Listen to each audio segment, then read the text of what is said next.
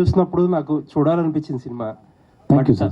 తెలుగులో వస్తుంది కాబట్టి I did not see, but trailer చూస్తే ఒక లైన్ అయితే క్లియర్లీ ఒక వైఫ్కి మదర్కి మధ్య శాండ్విచ్ అయ్యే సన్ క్యారెక్టర్ అని అనిపించింది. And me that's one line of the story sir. Yeah, ఇప్పుడు రియల్ లైఫ్లో ఆ ఫార్ములా మీరు ఫిగర్ అవుట్ చేశారా?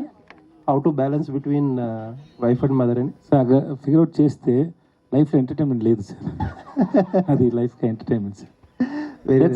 It's out of love. I believe it's out of love.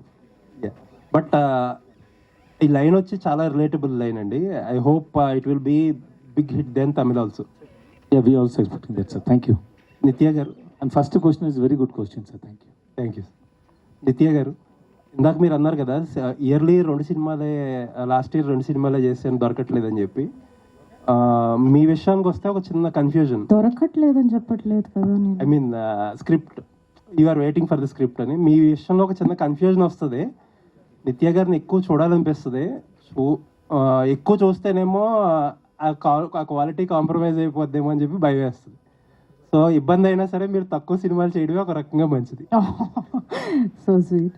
లేదు, నేను ఎక్కువ చేస్తే కూడా క్వాలిటీలో ఏం కాంప్రమైజ్ ఉండదు అసలు. అలా ఉంటే డబుల్ బోనస్ మాకు. కానీ ఒక్క రిక్వెస్ట్ ఏంటంటే, నేను చాలా లాంగ్వేజెస్లో చేస్తాను కాబట్టి మీరు ఏ లాంగ్వేజ్ అయినా చూడండి, తెలుగు కోసం మాత్రం వెయిట్ చేయకండి. Please watch all the languages with subtitles. Good to see you. Waiting for your Telugu film next. Thank you so much. Thank you.